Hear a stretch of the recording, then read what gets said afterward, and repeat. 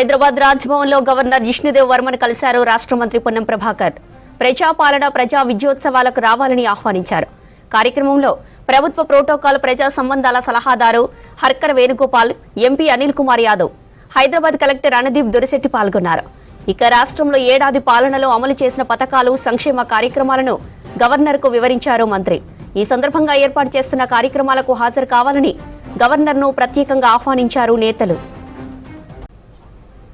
ఇక మరోవైపు హైదరాబాద్లోని రాజ్భవన్ దిల్కుషా గెస్ట్ హౌస్ లో కేంద్ర మంత్రి కిషన్ రెడ్డిని కలిశారు పొన్నం ప్రభాకర్. ఈ నెల 9న సెక్రటేరియట్లో జరగనున్న తెలంగాణ తల్లి విగ్రహావిష్కరణకు హాజరు కావాలని కోరారు. దీనికి సంబంధించిన ప్రభుత్వం తరపున కేంద్ర మంత్రికి ఆహ్వాన పత్రికను అందజేశారు పొన్నం ప్రభాకర్. బీఆర్ఎస్ చీఫ్ మాజీ సీఎం కేసీఆర్ ను కలవనున్నారు రాష్ట్ర మంత్రి పొన్నం ప్రభాకర్.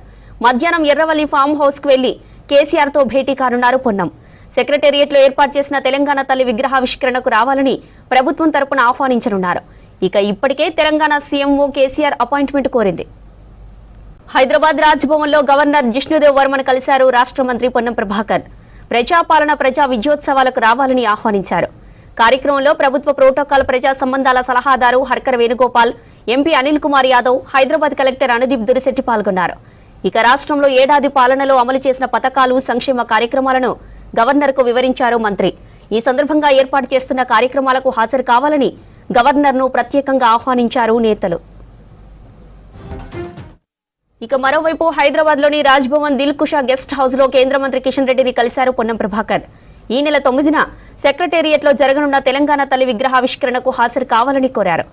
దీనికి సంబంధించిన ప్రభుత్వం తరపున కేంద్ర మంత్రికి ఆహ్వాన పత్రికను అందజేశారు పొన్నం ప్రభాకర్.